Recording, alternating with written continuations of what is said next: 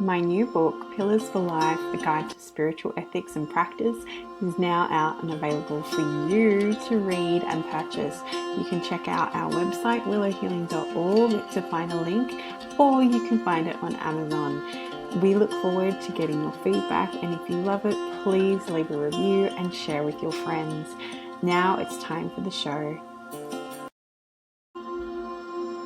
Welcome to Willow Healing Matters, the podcast. We are so excited to have you joining us on this journey where we explore different ways to empower your soul, whether it's healing in your kitchen or all the way up in the corporate world. Come with us as we look into different ways to heal your mind, body, and soul. Whoa.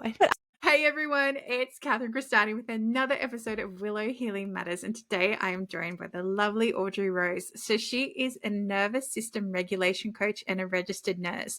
She's the founder of the Ready to Rise movement, a sacred space where she helps ambitious, high-achieving women find happiness and come home to themselves through nervous system regulation, somatic healing, and ancient spiritual wisdom. Audrey blends her personal experience overcoming burnout and anxious feelings with her clinical background as a nurse with body-based healing tools like sound medicine, breathwork, and somatic practice, helping women restore balance, reconnect with joy, and feel truly happy again. As an author and two times author, speaker, community leader, and the host of the top podcast Ready to Rise, Audrey is emerging as an inspiring voice in the nervous system healing and mental health space. She's not here to fix you. She's here to remind you that you were never broken and to help you feel truly alive again. So a big welcome to the show, Audrey. Thank you so much for having me. I'm so happy to be here. I feel like I've been waiting for this for so long. Excited.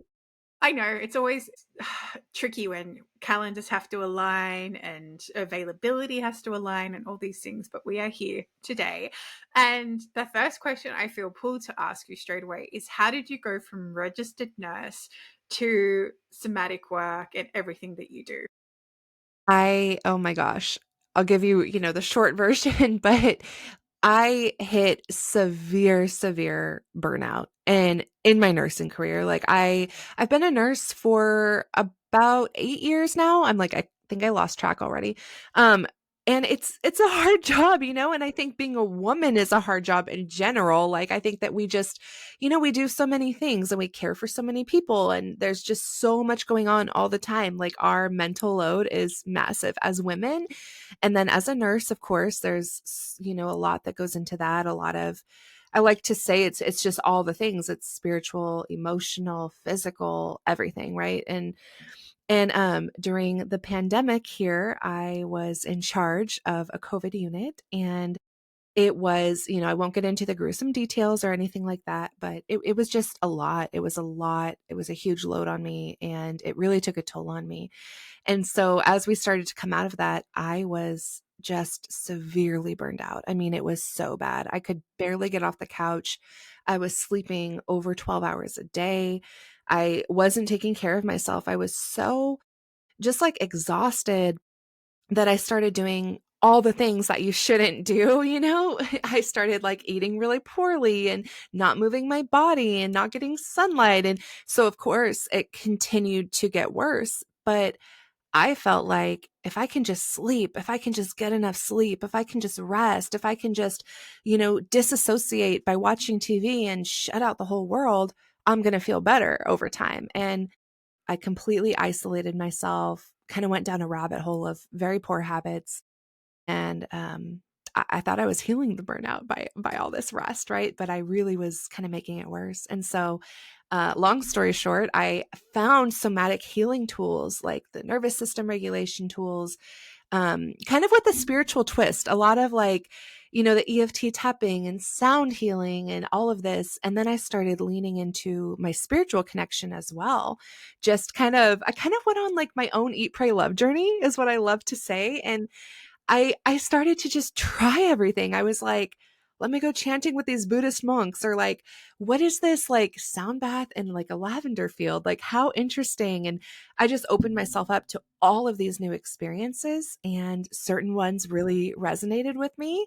And I kept doing those, kept showing up, started taking care of myself again, reconnecting with people. And over time, I think that the healing of burnout is, it can be a long journey sometimes, but so I feel like I'm still on that path. I feel like I'll always be on that path with my career choice.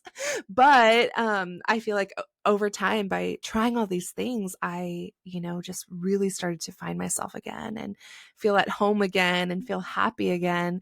And so I just, like want that for everybody. That's like my goal in life. I want everybody to be happy and to really just feel connected to themselves again. And so, yeah, no, I teach everything and I'm so happy to do that. Which is such a beautiful journey. And I love that you highlighted that you can't recover from burnout just from resting because, sometimes, like you said, it can be the worst thing you can do because you kind of, you're not actually resetting your nervous system. You're essentially just going into freeze mode and Yeah. just completely stopping any form of healing. And if anyone's curious what we're talking about, when our nervous system is working, when it's in a happy state, if we imagine the green state, you know, Yes, I you're love that. happy to have interactions with people, Mhm. nothing's really triggering, everything feels like really easy and at flow, and it's easy to like have that happiness state. And then you get to the yellow zone, and this is where your nervous system is saying there's something that we need to react to, there's something that we have to flag here, Yeah. we need to go into fight or flight. So this is where our primitive instincts kick in. And Yeah. yes, we're not being chased by lions and tigers and wildlife anymore, but we are still being triggered by our phones, by society, by TV, by media, possibly what you see at work. Yeah, So absolutely. so if you don't have a way to bring your nervous system back down when you're in that yellow zone, if you keep staying in that yellow zone, you're going to exhaust all your cortisol, you're going to exhaust your adrenaline, you're going to exhaust all those hormones that you need to function and keep in balance. And then you hit the red zone where you just go freeze, like think deer in headlights freeze. That, and you can't do anything. You might not be able to get out of bed, you might not be able to get up and Yeah. do anything, you might be in constant rest mode. And when you get to that red state, it's really hard to pull yourself back out. And it's Yeah. just like being really compassionate with yourself and doing those slow little things to get you moving again. Yeah. It's hard. It's like even in that red zone, I love how you just described that. I've actually never heard somebody do the lights like that. I love that. Because in that Feel red free to zone, use it. yeah, I'm like kind of like low key, I want to steal that girl. I love it. And when you're in that red zone, it's hard and it's like even minor things, literally like catching like literally a red light, right? Or, having to stop for somebody in the crosswalk when you're in a hurry, like little tiny things like that that you wouldn't even notice when you're in a green mood, those things just set you off completely. And the stress, it's like you just don't have the capacity for anything that's stressful in your life. And yeah, it adds up. And that's when we're really bad. I mean, we're frozen. Like you're like, I can't open my emails. I cannot answer the phone. I cannot even look at my husband or I'm going to yell at him. Like nothing's going on. Yeah, it's funny. It's funny you mentioned answering the phones because when I sold my business, I used to joke with my boss that he bought my stress, but he actually had to turn off the phones because they were getting really stressful. And he's like, it was just every time the phone rang, I was so triggered. I was like, Yeah. whoa. I said, okay, Yeah. I'm grateful I never got to that point. But yeah, exactly like you said, it can be those small things that just push you beyond the edge. And it just all seems too hard because your nervous system hasn't had a chance to breathe again and it doesn't think it's safe. Yeah. Yep.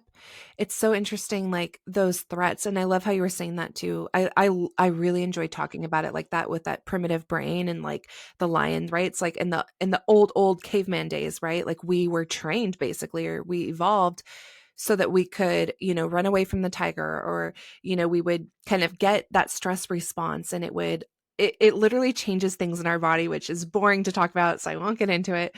But I, of course, think it's cool because I'm such a nerd, right? But like everything, it kind of crosses over and there's this whole stress response in our body where, we kind of move blood to like the muscles and we do certain just different things so that we can run from the tiger or we can like get food or forage food or like kill the, deer for so we can eat, right? In the caveman days. And Nowadays, we don't have to do that. We can just go to the grocery store. We can just, everything is easy. Most of us have shelter and all of that. But we get the text from our boss, we get the phone ringing, and with our phones that, of course, I'm just as addicted to as everyone else, it's so much though. It's constant pings, notifications, it's all of these things, and our environment has changed where we are a little bit safer than we were a lot safer than we were back then, and we have access to things that we didn't back then, but our system has not changed, and so we still kind of sense everything as a threat. And so yeah, we have to be able to come back down from that. That's why I love nervous system regulation techniques, like just simple easy ones. Like there are so many, there are tons of different techniques. There's even like vagus nerve stimulators. There's so much nowadays, but I just love just simple, like a simple breath work, a simple box Yeah, breath, simple EFT tapping. 100%. You can do anytime, anywhere. Just And tap your anxiety point. yeah, Like, you just got to, yeah, 100%. yep. And just come back down. And learning how to do that, I think, is like the first step, or like the biggest step. Because I think so many of us were on autopilot. We're going through, we're getting triggered, we're yelling, we're unplugging the phone and, disassociating, but like just paying attention to, okay, that's a stress response. I'm feeling really stressed right now. Let me just tap. Let me just breathe. Let me try something else. Let me switch. But I think that awareness is like super important. That's a super important place to start. Yeah, and I feel it's just you have to be problem aware and solution seeking, because it's okay to know that Mm, you have that problem and you get stuck in that cycle. But if you consciously, at a soul level and like on a conscious level, choose not to change, doesn't matter who you go to or what you learn, because you're going to not want to learn it anyway at that deeper level. So even addressing that point too is really right. important. Yeah. Oh, I love that. And trying different things. What I would love to hear some of like your tips, or What like I some of the do, things that you love to do. Yeah. It's always oh, fun. I I'm have so so many. obsessed with tools. Yeah. Well, I recommend breathing a lot to people too. Box Yeah. breathing's really cool. So if anyone's like, what's box breathing? It's you breathe in for 4, you hold for 4, you breathe out for 4, and then you wait for 4 before you start again. I also do like breathe in for 4, breathe out for 6. Anything that Mm, makes you more conscious of your breath is really powerful. Breathing in for 6, breathing out for 6, just getting that really nice flow. yeah. Um, I'm trained in NET, so I teach people the first aid stress tool, which is like you wrap your fingers around your wrist and you pop it across, and then you breathe, and then you swap sides. There's like infinite love and gratitude if you want to tap into Lifeline. There's, you know, there's this one I Yeah. teach my clients. I used to teach my speech pathology clients this a lot, my older ones, because they would get anxious, like going to the shops. And I'm like, if you do that, no one can see you. And one of Yeah. them, she's like, oh my gosh, yes. Yeah. And even breathing with the movement and doing that, there's there's Mm, there's so many, so but good. they're the main ones that pop into my head Yeah. straight away.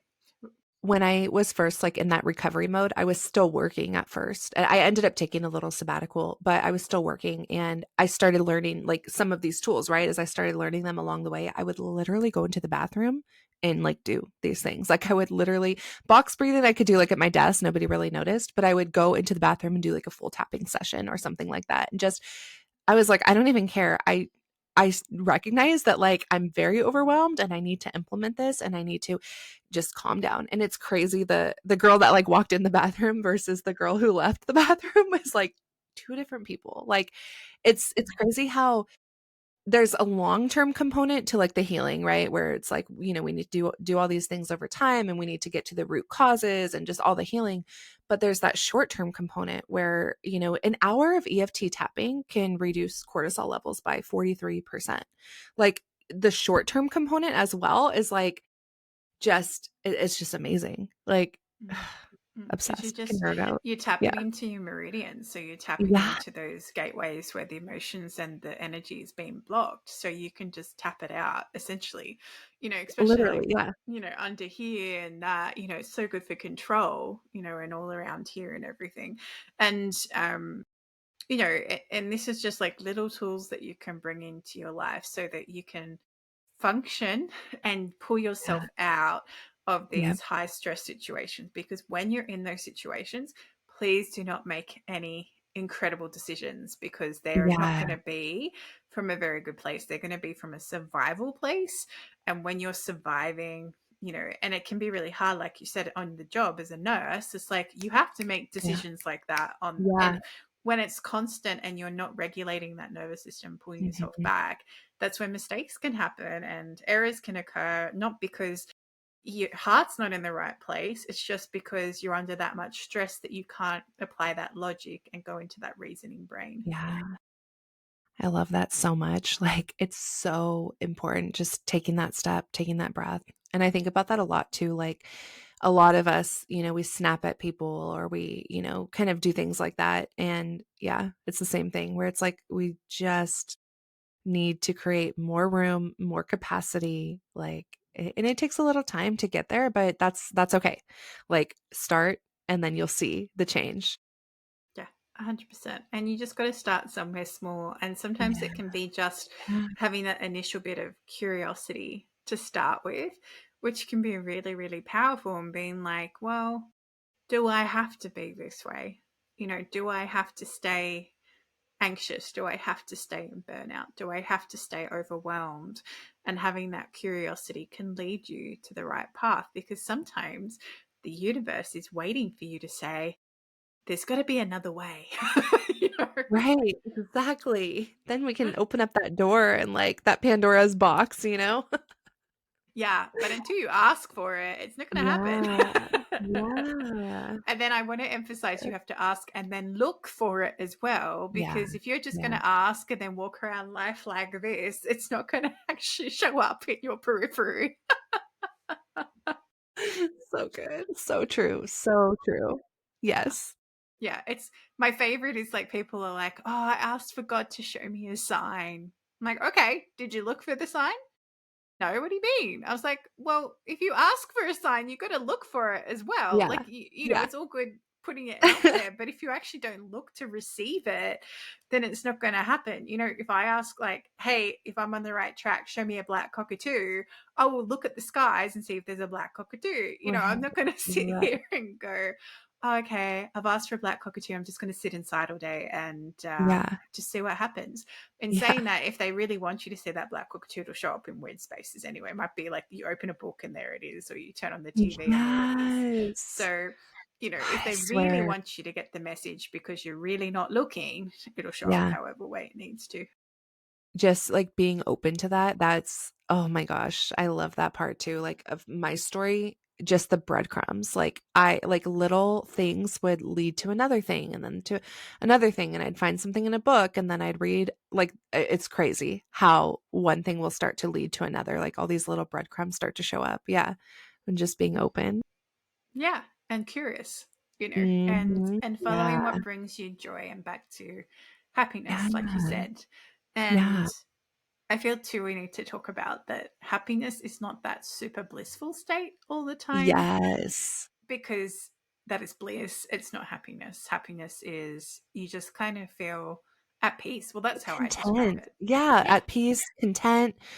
I I think that that's super important to touch on because I know that a lot of people, expect like, "Oh, I should be feeling happier," but no, it's more just like, I can handle life stresses. Yeah, exactly. Like, I can handle the things as they come to me. I can handle, the red light, right, that comes out of nowhere when I'm in a rush. Like, I'm content, I'm cool, I'm happy. I notice for myself when I was coming out of that burnout stage, it was just little things, just being like a little bit more thankful for like a cup of coffee or having a conversation with a friend and noticing that I wasn't like rushing through it, waiting for it to end because I had to move on to something else. Like just a little bit more, yeah, at peace, like you said. I love that. Well, it depends what your version of that is too. So Mm, it might be you feel more yeah, flow. It might just be you feel like nothing's too hard.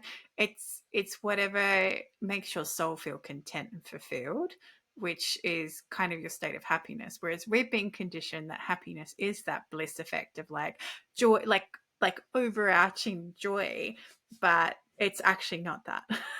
So it's, yeah. yeah. I noticed for myself, like the little things started to just feel like I felt so much better in my life. I felt like I was actually doing things that lit me up again. Where when I was in that burnout mode, it was like I only did things because I literally had to. I had to leave the house. I had to go to get groceries.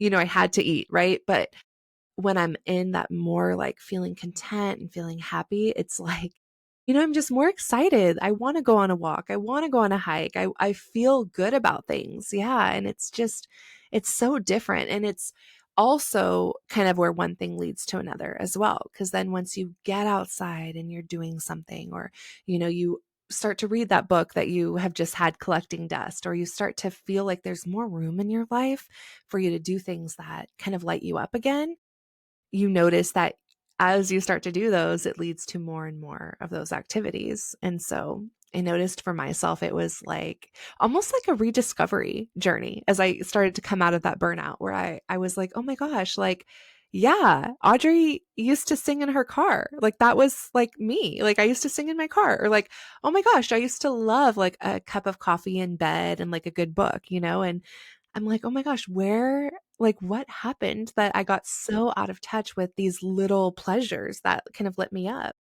But it was that stress, and any little thing when I was in that red zone, that super burnout zone, any little thing was so hard for me. It took me extra time to process the little stress, like the little stressors. And it took up so much of my time when I was there. And I just was ruminating on things, and sleeping a lot and all of that, like I was saying. And so versus like that green zone where I'm just so much more content and I have time for everything again. And I'm just like, it just feels good. It's like you feel like you're coming back into yourself, right? Well, So yeah. when you were sharing that, I don't know, this is the image that came through for me. It was like, when you're in the green zone, if you had sand, right? You had a couple of grains of sand, you're like, yeah, whatever, it doesn't matter. You get to the yellow zone, it's suddenly a slightly bigger pile, but still manageable. You can Yeah. vacuum it up, it'd be okay. Yeah. Then you get to the red zone and it's so big, and no matter what you do, you keep shifting it and more keeps pouring in it. It's like Yeah. you haven't dealt with the original grains to come with, Yep. and then it just keeps piling up, and it does I feel like know. you're in quicksand, because as soon as you get rid Yeah. of something, another thing piles on top and you can't get that balance again. And I guess this is where having support systems in place and having people you can go to, because we can't always pull ourselves out of it, and we're not meant to be trying to figure it out Mm, ourselves. We can have yeah. little tools to pull us back down, but if you know you're in that state, go get some assistance. And when you get out of that state, go find the right people to work with. This is what I say: Yeah. when you're in that happy state, or when you're Yeah. not as triggered, that is the best time to go find people to Yes. work with. So when you don't get back to that state, or if you are in that state, you can go to them and you'll trust them, because it's not a reactionary decision, it's actually an intentional one. I love talking about neuroplasticity for this like reason, and like another like rabbit hole I could totally go down. But, just creating those new neural pathways, those new patterns in our brain basically to, when we're in a good state, when we're in the green state, and we start doing these new habits, these new patterns of stress relief, and we're doing them continuously, and we're reinforcing that new habit for ourselves, it's going to become easier for us to access that in the yellow, right? And so then we can get ourselves back to the green. It's hard to go from like that red state and just automatically be like, we don't think of our tools right away unless we've been implementing them for a while and we've created those habits. So really starting to implement them, yeah, when we're in that good place. Because I think that I really love that you mentioned that, because I think so many of us, we think that like we need these tools only for the red zone, right? To get Mm, us out of that mm, quicksand. But no, like the tools are meant to be used in the green so that we yeah. we can You don't access go them. back there. So you don't go Mhm, back there. Or exactly. if you do go back there, you can pull yourself out quicker, because the more you learn to regulate your nervous system, the quicker you can pull yourself out, because life has stresses. It's meant to. It's meant to help our soul evolve. If we don't go through these highs and lows, we don't have any evolution or change or growth. So if you're not going to if you run away from everything that's hard, everything's going to be hard.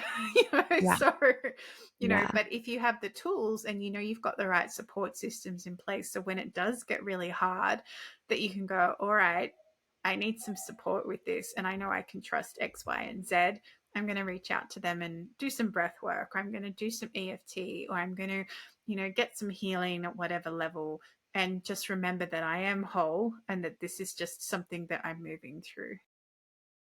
On that note, I think it's also really important to mention how, like, nervous system regulation, like how you said, that life is meant to have those stressors and to help us evolve. A regulated nervous system really is being able to have that capacity to respond to the stressors. And so I think that, like, a lot of us, a lot of social media right now is talking about nervous system regulation and how that means we're supposed to feel relaxed and calm and all of that. But it's good to have those, ups and downs. Like, we want to be able to, get stressed and respond and, like, have a stress response happen, because we do want to run away from the theoretical tiger, right? Like, we do need to be able to respond to the thing and, get it done. Like, I recently, oh my gosh, this is so crazy, but I recently had my tires and wheels stolen off of my car. It was like a whole crazy thing. But, like, if I was just in that social media stress response, I would be like, oh, everything's fine. Like, we're at peace and love. I Gosh, don't need a no, car. no, It's this is cool. dangerous optimism, right? Like, Yes. it's like, no, that's shit that happened. Yeah. Yeah, it was crazy. So, like, the ability, I'm just, like, throwing this out because it's, like, my craziest example lately. I can't even believe that happened to me. But anyways, like, so having the capacity to, like, have the stress response happen, to do all the appropriate things and get things handled and done, but my nervous system being regulated is what gives me capacity to, like, expand, almost like, like a rubber band, right? It's like I can stretch, I can have the stress response happen, do all the things, but I can come back to my more content, to my green zone, right? Come back to that space and, like, chill again and feel good again. But, like, we can kind of do all the things because we're regulated. So I just want to throw that out there for anyone listening who hasn't, like, understood the true regulation, like, definition. And then see, and then I come in with my spiritual woo and I'm like, Yes. so Bring it. how have your tires been stolen, reflective of what's going on inside you right now? Would love Because if anything's coming through for you, I would love to know. Because honestly, I actually went, so my husband is sick, and so I went to I can never pronounce it correctly, but I went to the Gurudwara the other day, the Gurudwara, and I went, and I just love his religion, and so I love to go to that temple and to just kind of, like, meditate and just connect. And I literally went there yesterday, and after I got my car back yesterday from all of this craziness, and I went and I was reflecting, and what actually came through for me was to kind of let go of material things. And so I don't know, I was like, I kept kind of hearing that come through. And so I need to lean into that a little bit. But but yeah, it was a lot. It was a crazy time. we will tap into this more after we finish recording. Let's look.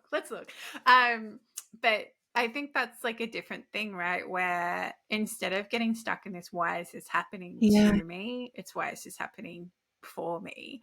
Yeah. And what is the reflection here? It might have been that, you needed time off your feet, and that's why all the tires were gone, Oh, like, right? yeah. So it's really interesting when you start to look into what's happening on the outside, because it's reflecting normally what's happening on the inside. Or my other favorite is where you just have all this chaos around you, and yet you feel, because you've worked so hard on your nervous system, you just feel so centered and grounded, and you're like, wow, there's a lot of crazy crap happening around me right now, but I'm I can okay. handle it. Yeah. Yeah. I'm cool. I'm okay. Yep.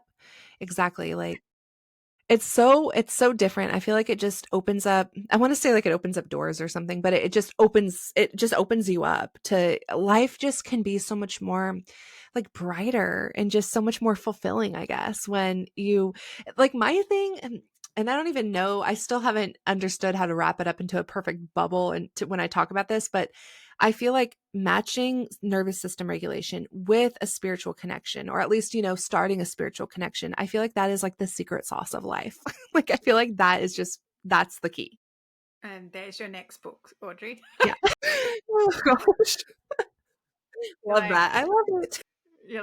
thank you. Yeah. Okay, so if I asked the guests that come on the show, if you could heal or change something in the world, what would it be?